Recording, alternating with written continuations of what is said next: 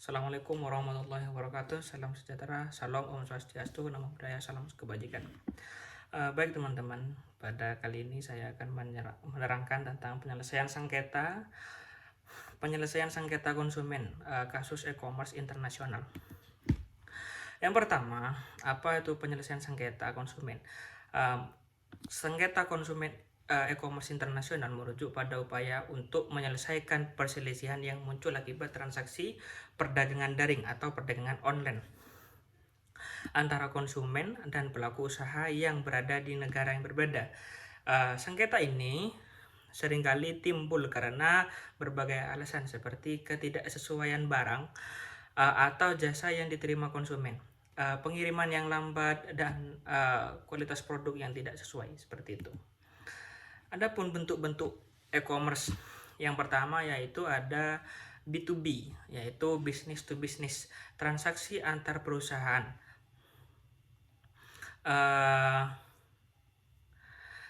Kedua ada B2C, yaitu business to customer, yaitu transaksi langsung antar pelaku usaha dan konsumen, seperti menjual produk langsung pada konsumen tanpa perantara. Selanjutnya ada customer to customer, yaitu transaksi antara konsumen. Biasanya itu sering terjadi pada OLK, seperti itu, penjualan barang-barang bekas. Yang terakhir, contoh dari bentuk-bentuk dari e-commerce yaitu ada C2B, customer to business, konsumen menawarkan produk atau jasa kepada perusahaan, seperti kita menjualkan desain kepada perusahaan itu. Selanjutnya, dampak-dampak e-commerce pada hak konsumen. Ada dua dampak. Yang pertama dampak positif dan dampak negatif. Kita melihat dari dampak positif terlebih dahulu. Ada kemudahan akses dan pilihan produk. Itu dampak positif. Ada perbandingan harga yang lebih murah. Kita dapat membandingkan harga dengan harga yang lain. Selanjutnya ada penghematan biaya dan waktu. Ini efisiensi waktu karena kita bisa berbelanja di tempat masing-masing. Tetapi yang menjadi dampak negatif bagi konsumen, yang pertama adalah risiko penyalahgunaan data pribadi dan masalah pengembalian produk. Itu. Kedua, dampak negatifnya adalah kualitas kesulitan dalam pengembalian produk apabila tidak sesuai dengan spekulasi yang di awal. Dampak negatif selanjutnya adalah masalah kualitas dan ketidaksesuaian produk. Ini sering terjadi, kita menerima produk yang tidak sesuai dengan yang ditampilkan awal. Selanjutnya, hukum yang berlaku bagi sengketa konsumen e-commerce internasional. Yang pertama itu ada berdasarkan kaidah hukum perdata internasional atau choice of law atau pilihan hukum. Pihak dalam kontrak menentukan pihak negara yang mengatur sengketa, baik dari pihak negara penjual atau pembeli. Kedua, kewenangan pengadilan atau jurisdiction, menentukan pengadilan yang berwenang terutama jika pihak berasal dari negara yang berbeda. Misal terjadi di negara Indonesia dan Malaysia atau sebagainya. Selanjutnya ada pengakuan dan pelaksanaan putusan pengadilan asing. Tidak semua negara otomatis mengakui putusan pengadilan asing, namun ada perjanjian internasional yang memfasilitasi pengakuan putusan tersebut. Kedua, hukum yang berlaku bagi sengketa konsumen yang kedua yaitu ada cyber law theory. Perlindungan data pribadi mengatur perlindungan data pribadi konsumen dalam transaksi e-commerce. Kedua, tanggung jawab platform e-commerce. Platform e-commerce ini wajib memberikan informasi yang jelas dan menjamin transaksi yang aman.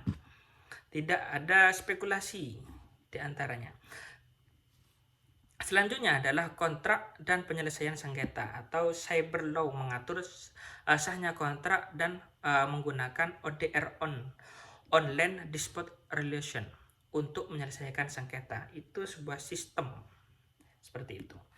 Selanjutnya, penyelesaian sengketa konsumen melalui online dispute resolution atau ODR tadi adalah dengan metode penyelesaian sengketa melalui platform digital yang menggunakan yang memungkinkan konsumen dan pelaku usaha menyelesaikan permasalahannya secara online atau secara daring tanpa pertemuan fisik atau mengintegrasi media melalui negosiasi dan arbitrase.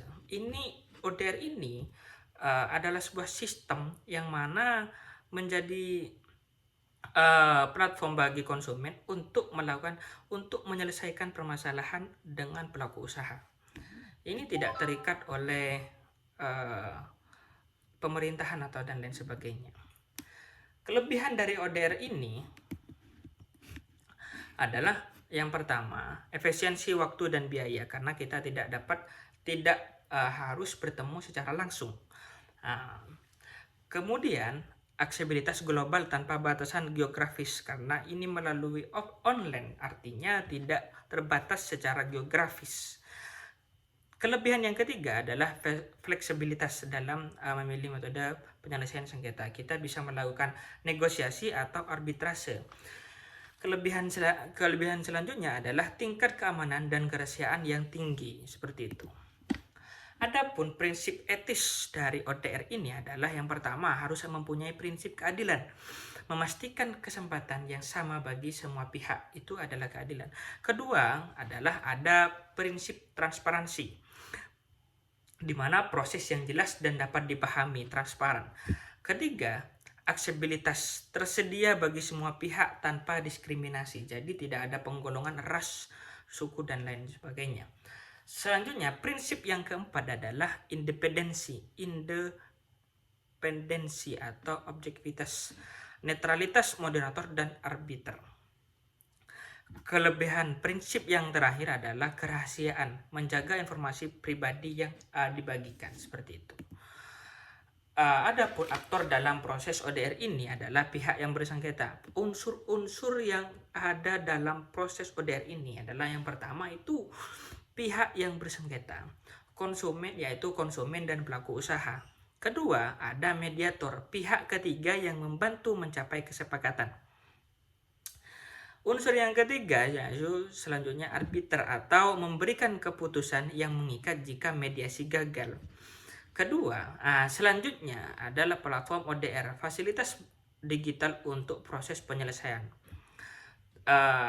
Unsur yang terakhir yaitu regulator, memastikan kepatuhan terhadap peraturan. Jadi dapat disimpulkan bahwa penyelesaian sengketa konsumen dalam hukum penyelesaian sengketa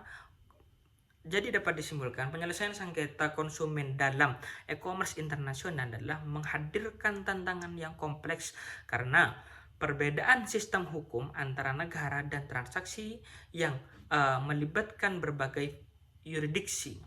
Meskipun e-commerce memberikan manfaat bagi konsumen seperti kemudahan akses dan perbandingan harga yang lebih mudah, tantangan ini sepertinya kesulitan mengembalikan produk dan perlindungan dan data pribadi yang menjadi isu penting. Oleh karena itu, perlindungan hukum yang jelas dan efektif bagi konsumen di seluruh dunia sangat dibutuhkan untuk memastikan hak-hak mereka terlindungi secara hukum, terutama dalam transaksi internasional. Salah satu solusi yang semakin berkembang adalah menggunakan online dispute resolution atau yang biasa kita sebut dengan ODR, yang memungkinkan penyelesaian sengketa secara efisiensi melalui platform digital. ODR menawarkan kelebihan dalam hal efisiensi waktu, biaya, dan aksesibilitas global, serta menjaga prinsip etis seperti keadilan, transparansi, dan kerahasiaan.